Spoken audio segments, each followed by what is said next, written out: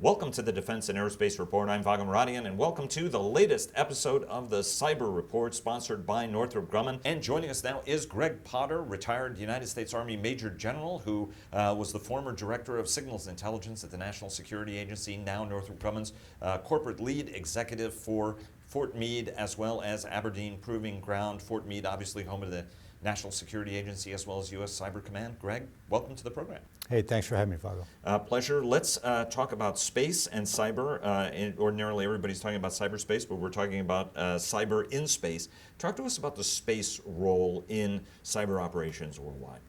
So space is really important for all the services, Vago.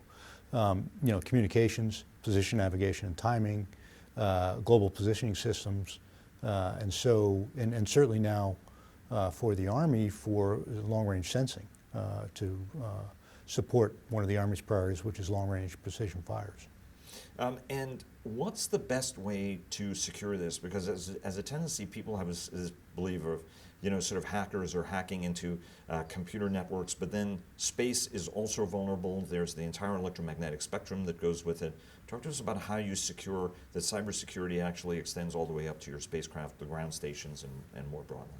So I think it's all about design and engineering. You've got to engineer survivability into those space vehicles before they launch, whether they're large satellites or small satellites.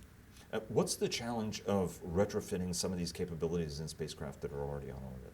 Well, I think it's, imagine doing anything to a spacecraft in orbit is pretty difficult. You can't break the lug wrench out, you just go up there. Exactly. So, that's a unique challenge to how are we going to address all of the legacy capability that's on orbit now.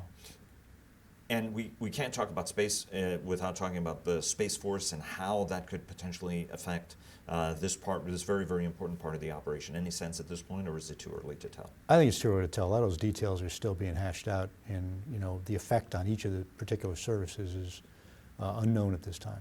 Major General Greg Potter, Northrop Grumman corporate lead for Fort Meade, as well as Aberdeen Proving Ground, retired United States Army Major General. Sir, it's always a pleasure. Hey, Vago, thanks for having me.